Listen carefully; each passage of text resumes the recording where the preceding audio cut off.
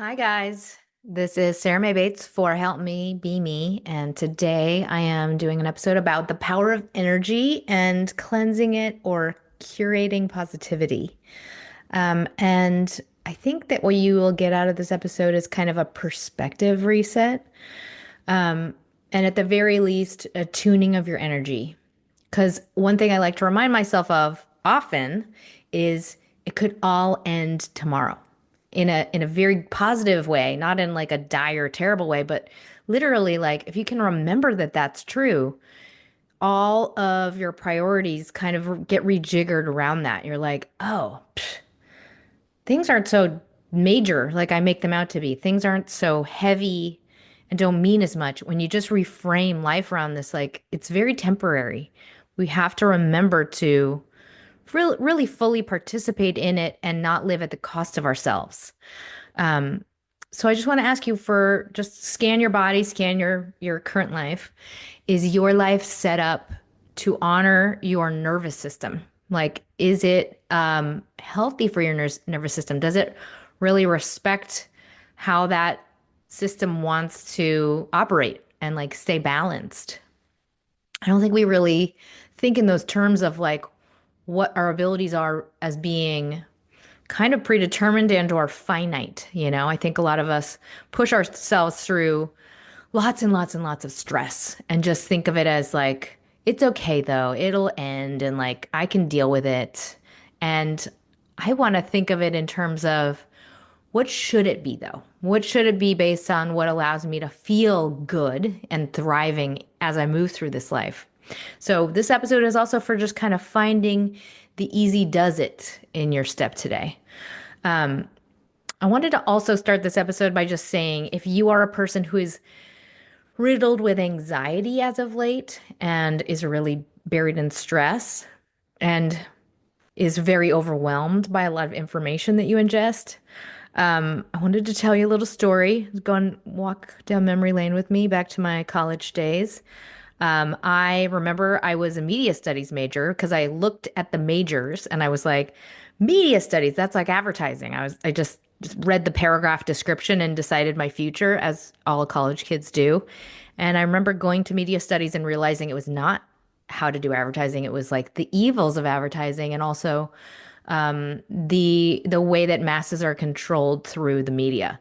And in that first college course, we were watching the Panama Deception. We were reading Noam Chomsky. We were watching a ton of newsreel footage of like terrible, terrible things, a lot of gore. And I remember it was my nervous system at the time, my tiny 18-year-old brain was not capable of tolerating all of that truth at once. And it crippled me. I became so depressed. I became so incapacitated by what we were learning and ingesting. And I felt hopeless. I really felt overcome with hopelessness. And what I learned from that experience is what that does to me when I ingest it on that level is it makes me completely inactive and it makes me fall apart. And what I have now in my life, because I have that awareness, I had that learning experience, I understand now what I need to ingest and how much of it I can ingest for me to stay my most powerful, my most effective, my most capable. Because now I'm in full power and I activate my body. I activate all of my gifts, all of my resources, and I channel them into good. I channel them into helping people. I channel them into changing things that I have the power to change. That is those two different channels, channels and settings for your life. I want you to be really deliberate about how you set up those parameters for your personal body, your individual soul. What what keeps you active and powerful and channeling your work into the good and what does not? What causes you to start to deteriorate and to have sleepless nights and anxiety?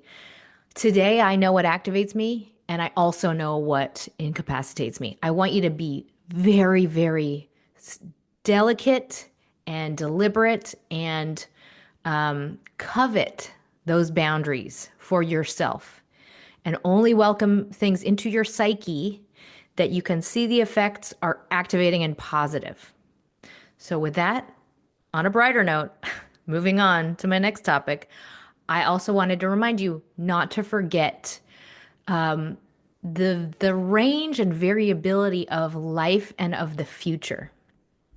I don't know if you've listened to the telepathy tapes already, but for me, it just has reminded me how little I know and how little I could possibly grasp about what my kids will be learning when I'm very old, you know? It's there is just there's so much that we don't know where we stand today right now, and never take that element out of your awareness. And that's a good thing. That's a great thing. We don't know everything. We can't know everything from where we stand right now. You cannot possibly predict the future.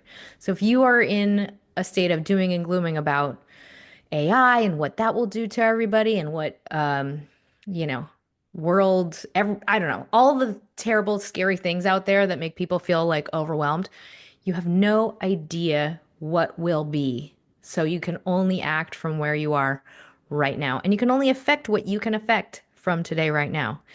So, how do we curate healthy energy, active energy, and conduct ourselves from this place today, right now? And what is created by what is true for us today, right now? If we can live in a state of integrity and really activate what is true and like honor what is true for us, from here, great growth and change can happen in ourselves. Even if we feel powerless, even if we feel overwhelmed, even if we're in pain, right now it's just a process of coming home to self and really being responsible and deliberate with how we handle our energy as we move through the world. This is kind of a heady episode. I'm using a lot of like vague terms, but I think it'll be helpful as you move through this. And I just want to remind you, everything is hard at first. If you are starting to feel like frustrated or like you're at the beginning of a process of change and you're feeling like mad and like it's vague and you're like confused by something, that is the first sign of change. If you are finding yourself in a feeling of like, this is hard, I'm not good at this, just recognize it. Notice that as this is what it feels like to be new at something. This is the process. This is a surefire sign. I am in the process of change because you are learning something new. You are adopting something new and it feels foreign. So, with all that said, I want you to step back right now and ask, is there anything I can and should do in this moment right now? Is there anything in my body that needs to be soothed right now? Is there anything that I'm feeling that is perhaps not productive or healthy for me that I can just notice and then relax into? If so, keep it simple. Keep it so simple. What feels healing and nice to you? Let's just collectively take a break, step back, and ask, what does my nervous system need right now? Maybe it's just some time outside. Maybe it's staring at a tree, staring at something that is natural, staring at the sky. And if not, I would invite you just to move to something that will feel grounding and calming. Something that could be done, with a glass of water, with a temperature, like if you touch a cold surface, for example. Reason I wanted to ask you to calm or soothe in some ways, our energy is an actual thing. Like the energy we have in our body and our psyche is an actual thing. And I just want us to become aware of ours. Is your energy in your body, is it volatile? Is it active? Or is it blue and calm? Whatever it is, just notice. And if you have access to touching a surface of any kind, like just see what it feels like to touch something grounding in your environment, or gaze at the natural element if you're outside or if you have a window near you. Just see what comes up, what's in your body. I actually just name things sometimes. Like it's a sense of unease, it's a sense of my heart pounding. Just give words to it, externalize it, whatever is coming up for you or is stuck somewhere in you. Fear, worry, whatever it is, whatever the feelings are. Maybe they're all good feelings. I hope they're good feelings. But past that, I wanted to invite you to tune your energy a little bit more deeply. I want to ask you to recall something recent that is a gratitude of some sort, so a special moment from the last 24 hours. What was it? Bring it to your mind's eye. Where were you? Who were you with?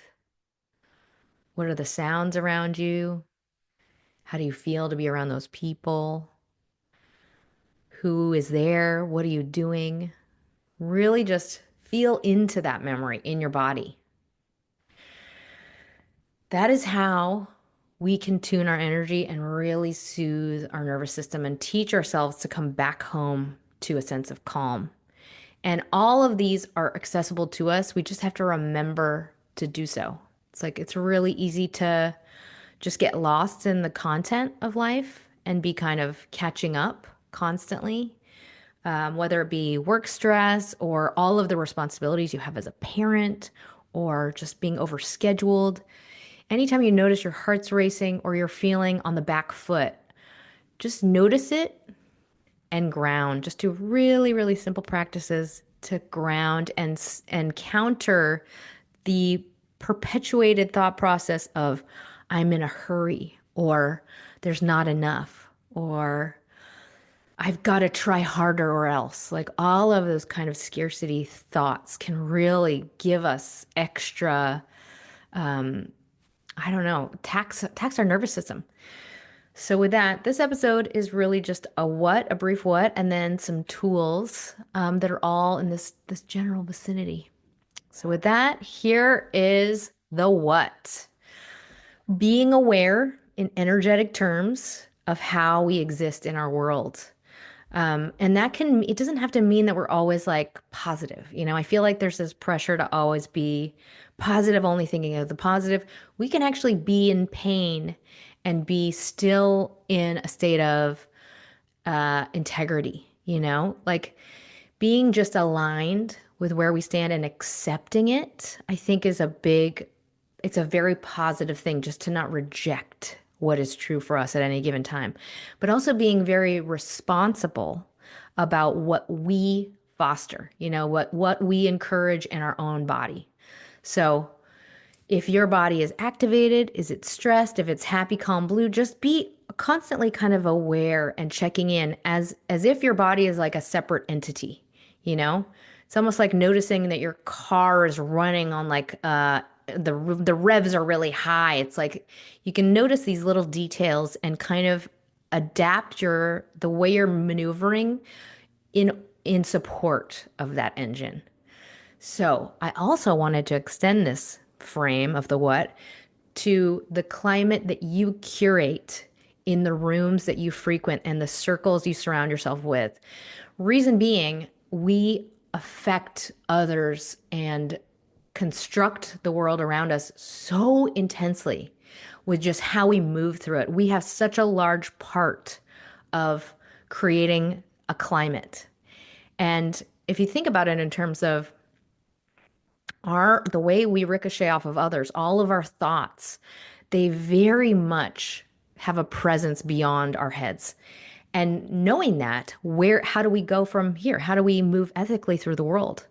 Knowing that truth, it's not ours to control. It exists whether we say it or not. It's just like our energy is constantly affecting other people and ricocheting off other people. And in that understanding, we really have to take responsibility for that.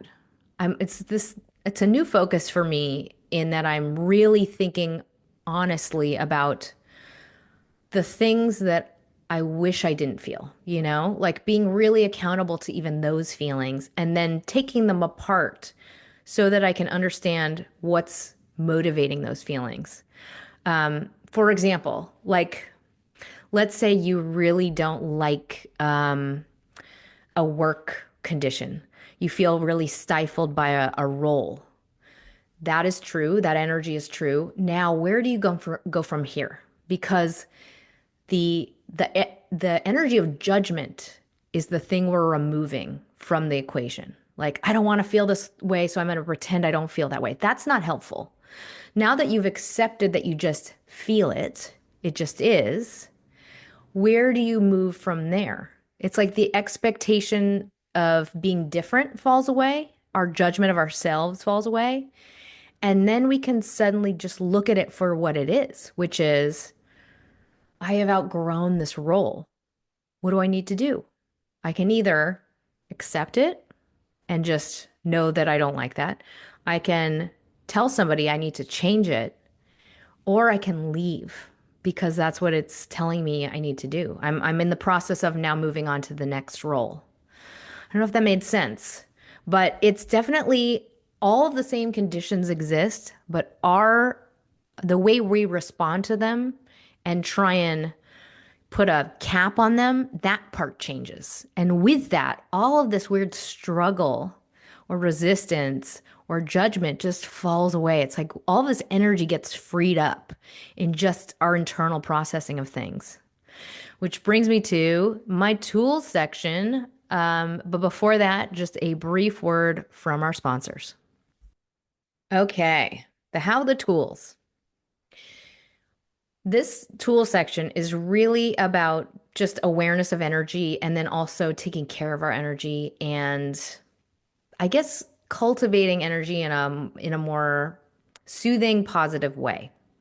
So the first thing I want to ask you is just think generally about what the ember in your life that you want to blow on today is, like whatever that is. Let's just start to foster a direction of life and what you see and what you connect to vibrationally towards something lovely, something full of love and richness and depth. Just call that intention to mind. That's really just the first step in this how. And the first tool I have is called the unlived life.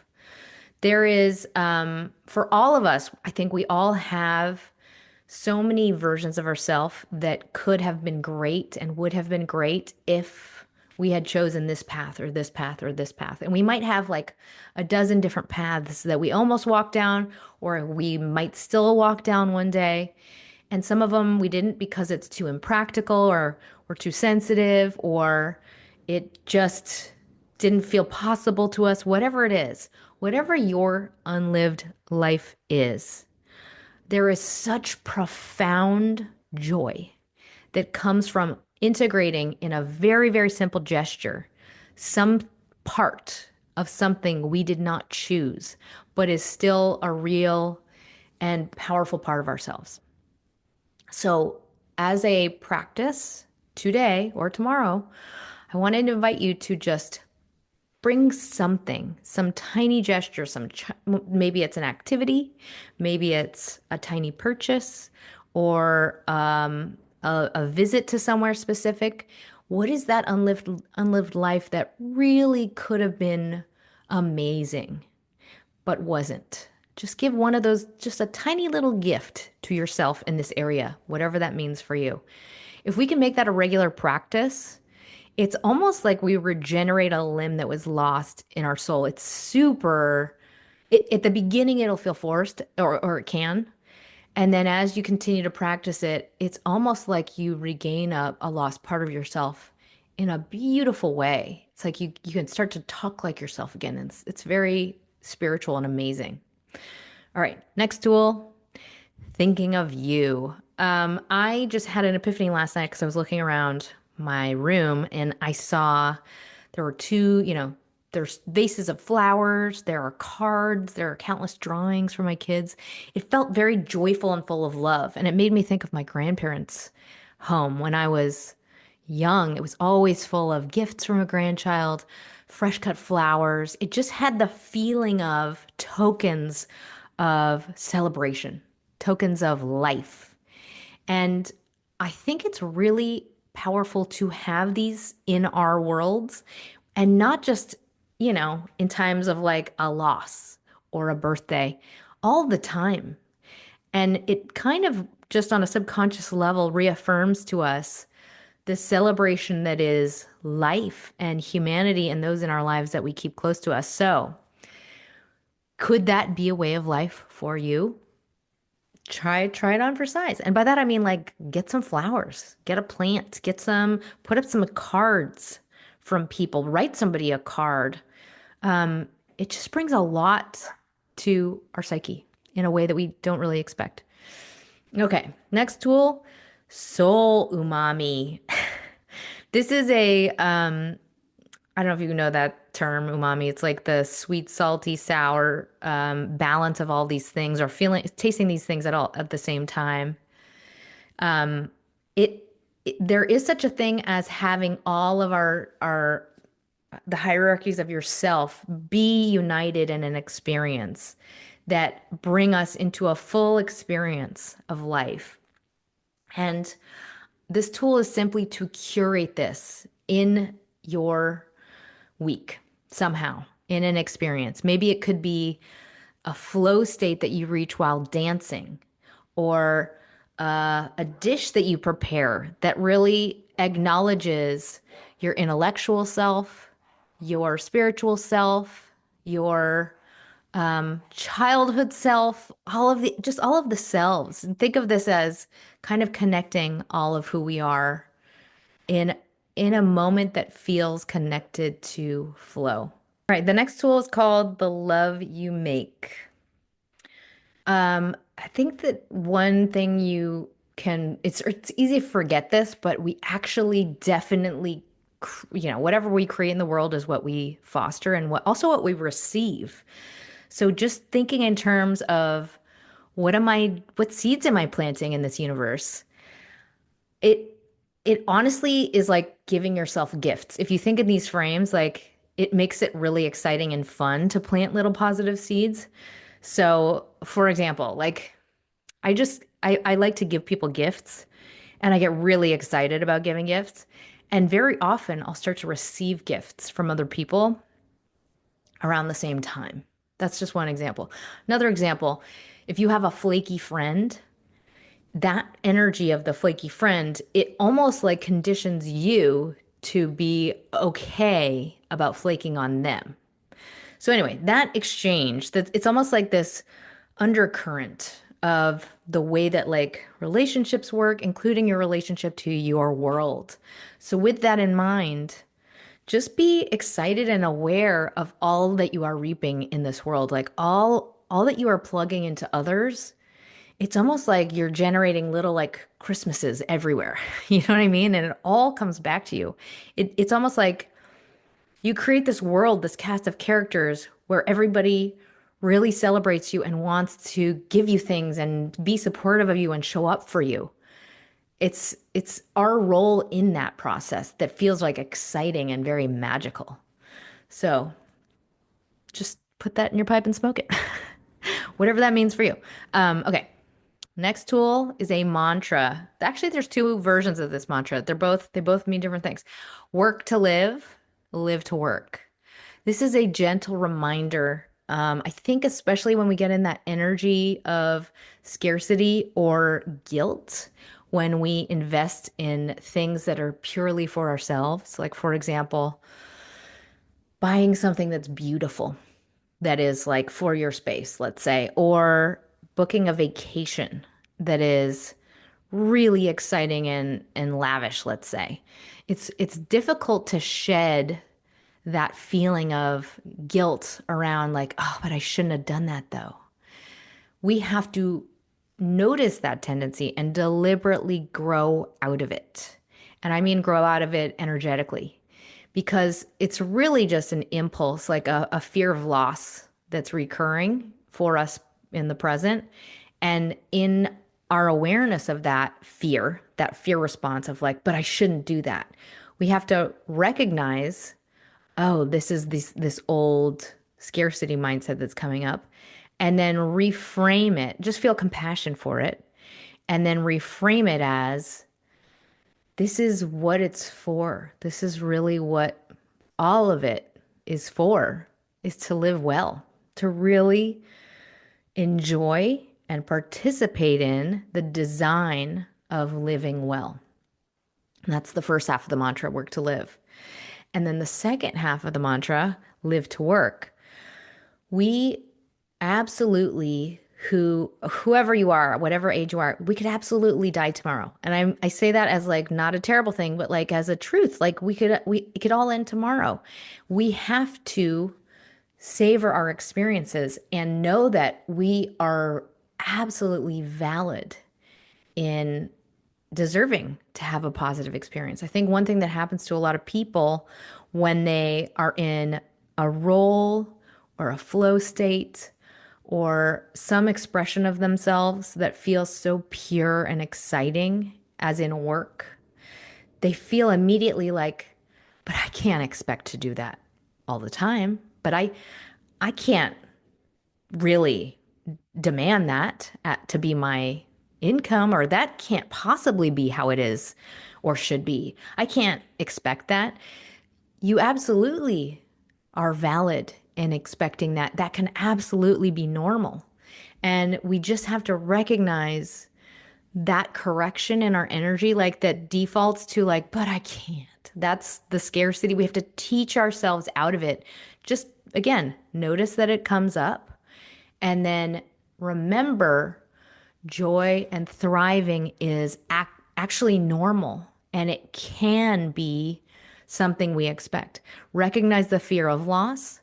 And then just as we sit with ourselves in that feeling, we just teach our body, as we acknowledge it, teach our body to resume the state of trust and safety. So, what does that mean? I mean, like loosen the belly, relax the chest, come into an expectation of safety and good things. Like really feel into your validity, like your goodness, your own purity of power and success in your imagination.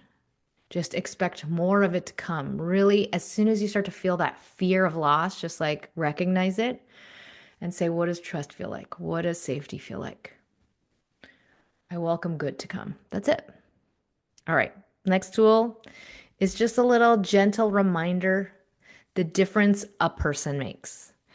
It is a world of difference. The difference that a single person makes is a world, a future, a universe, a lifetime of good things or not good things. Like, what I mean by this is like you matter, as does every single person that you allow into your inner circle of your life. And if, like, for example, one person with a bad experience in high school can make a person give up a sport that they loved forever, or a person who shows you how you can live in the world in a way that is empowering and healthy for you can alter your trajectory for the rest of your life in a great way. And this tool is really just to consider that and that being true for you and how uplifting and inspiring and important you are in the lives of others. You can be the light that shows another person they can be the most amazing version of themselves. You can be like David Lynch, for example. I think his neighbor, he was like into science. His neighbor or a kid at school had a dad who was a painter. And as soon as he heard that, he was like, oh, you can do a job that's an art job? I would like to do an art job. And dot, dot, dot, became an amazing director. Your whole life can be changed by one person, and you have the power to uplift and change somebody's day. So if you are up to it, I invite you to send, I just did this recently. It was so fucking fun. I invite you to send however many messages, I'm going to say 3 at random, but 3 messages to other people that you work with or that you know or that you interact with in some way about what you love about them, what you appreciate about them, and just see how it affects you and also how it affects them. It can be life changing. Just one person. All right, next tool for the doom and glooms. This tool is called You Are Not Static. I think a lot of people get really overwhelmed by all the information they have and they feel paralyzed by it. And especially when it's something that's such un, an overwhelming concept. I'm just going to throw out AI because that's one that's top of mind for me. But remember that the figure you are today is a different figure than you will be in a future that you are projecting. And you cannot possibly factor in all of the other elements that will intervene in the future. So there are cultural shifts, there are lots of other people, there are lots of other life changes, there are lots of other so many things. And you cannot act on a future that has not arrived just yet. You can do everything that is in your control today, but you cannot predict all of the other elements and all the other variables, and just never underestimate that. For example, let's just revisit us 10 years ago. Let's see, me 10 years ago, a totally different understanding of the world and also very different priorities.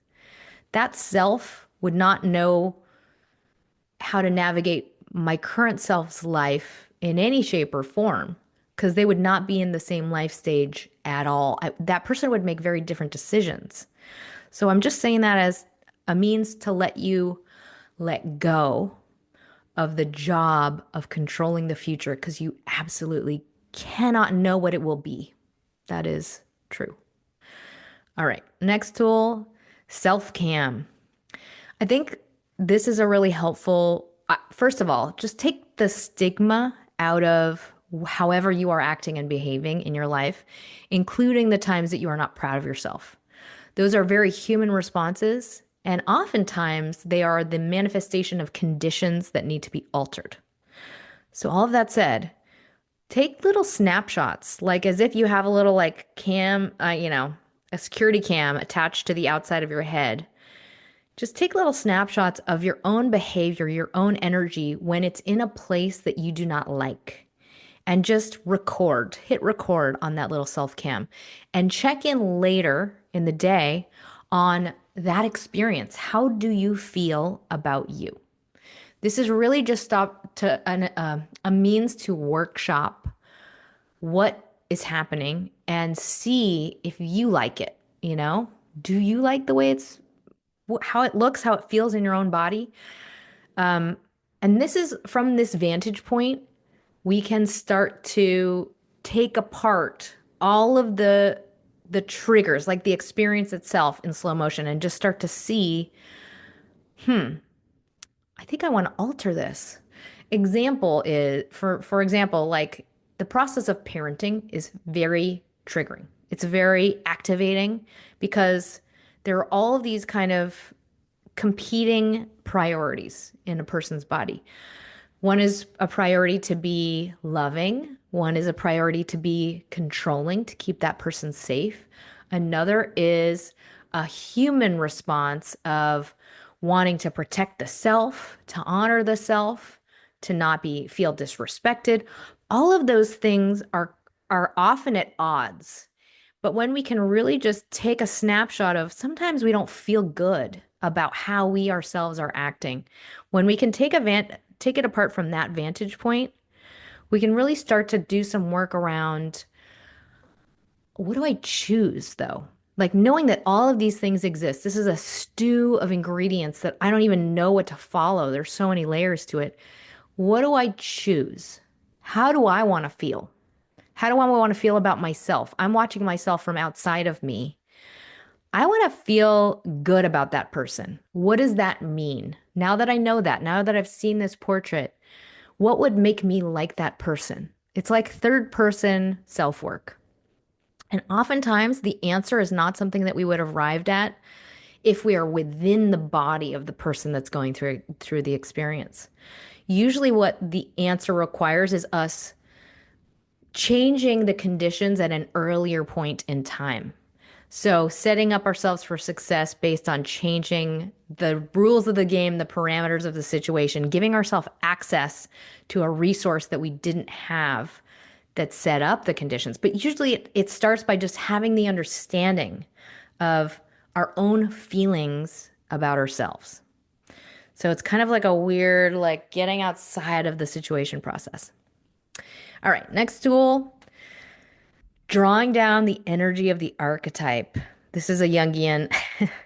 I love to do creative dream work. That is like my personal practice that I do for myself. And I do a lot of work with Carl Jung and dreams. All of that said, this is a really simple one. It's not like super heady. When we adorn our bodies with what I'll call like a costume, or sometimes I've had past tools where it's like your own version of a superhero costume. What we are really doing is channeling an energy of some figure or some icon or some meaning that is outside of us, is bigger than us, that is more powerful than us. And it can be really healing and help us head in a new direction in our life. It can give us added support. And so, what I wanted to invite you to do today or tomorrow is bring about the energy of an archetype that will guide you into a powerful and fabulous future in your life. Like, what would that be? Who is this archetype? What would they embody? Like, think in terms of something that you are trying to reclaim in yourself. I don't know why today I was feeling like kind of cowboy vibes. I know in a past life I was a medicine woman that was in Canada. So I'm like, I'm always thinking of this like kind of tribal medicine woman who had like incredible insight and like healing powers and like was very like attuned to the earth. So I like think of that archetype sometimes. Anyway, make it fun. Don't feel weirded out by what I just said. Think of it in terms of like this, like I'm tapping into energy that can really bring strength to my being. What would that be today? What's the costume gonna be? Could be like a piece of jewelry, it could be a hat, it could be a style of makeup, it could be a jacket, whatever it is. Bring in that archetype energy. All right, those are my tools. In closing, I wanted to thank all of my sponsors, my monthly sponsors on Patreon and through yaywithme.com. Thank you so very much for the support. It really helps out the show. If you have the means, donations really help. If not, totally understand if you could share the show with somebody that it could help. That helps me as well. And in closing, know that all of your thoughts are things. They have a physical presence and they have a ripple effect. And really, when you can think of your energy in these terms, you can take the judgment out of them. Like we don't have to feel bad about what is true for us. We can just accept it and work from there. It's not good or bad, it just is. And so this kind of tuning of your own energy, accepting of all of the feelings you have is really a way to come into acceptance and alignment so you can act and so you can guide yourself from a place of like honesty. That is how we kind of change in really powerful and amazing ways, and how we grow in really powerful and amazing ways. I personally feel like we as humans are in the middle of just an amazing and wonderful shift in consciousness. And I think there's a critical mass that is shifting in a very positive way. So don't forget that part. If you get overwhelmed with like the news and all the stuff, the content of the world, step back and come back to just the core of yourself, the core of your being, and be very responsible about that. Are you active? Are you in the fullest sense of your power? Are you fully in that zone where you can create change for the better? If not, first things first, keep it simple, come back and condition yourself so that you can be powerful, so you can be an agent of good, of empowering others, inspiring others, connecting to others in love. This is where, when we set that baseline, we can incubate a flow. We can create such great movement from this place. Do not underestimate how much you can change the world. I send you my love. And as always, don't forget to smile.